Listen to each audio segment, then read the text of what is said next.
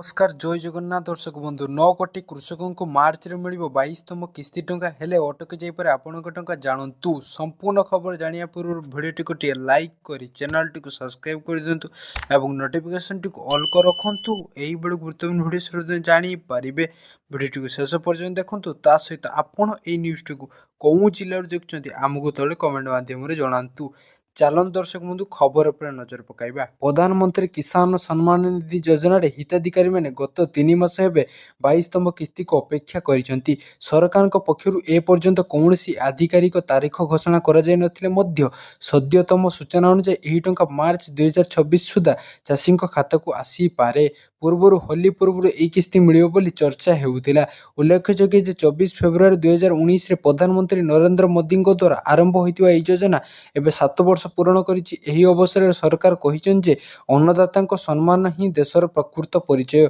कोटी कोटी चाषी एही योजना एक बड़ सहारा पलटिछि बिना कौनसी मध्यस्थी रे चाषी खाता को वार्षिक 6000 टंका सीधा सड़क पठा जाउछि साधारणतः एही योजना चाषी को 3टी किस्ती रे वार्षिक 6000 टंका मिलिथाय किंतु एथर विभाग चाषी माने 2000 बदले 3000 टंका पाइबे बिहार अर्थमंत्री को घोषणा अनुसार सेठाकर चाषी को एणिके वार्षिक 9000 टंका प्रदान करा जिवो एही कारणरू अटकी पारे आपनक टंका जदि आपण निम्नलिखित काम करिनांती ते 22तम किस्ती पाइबार समस्या होई पारे ई केवाईसी जेउ चाषी माने ई केवाईसी करिनांती माने टंका अटके जिवो फार्मर आईडी नूतन नियम अनुसार फार्मर आईडी प्रस्तुत करिबा अनिवार्य मन रखंतु गत नवेम्बर 2025 रे 21तम किस्ती जरिए 9 कोटी चाषी को 18000 कोटी टंका प्रदान कर जायतिला एबे समस्तक नजर मार्च मास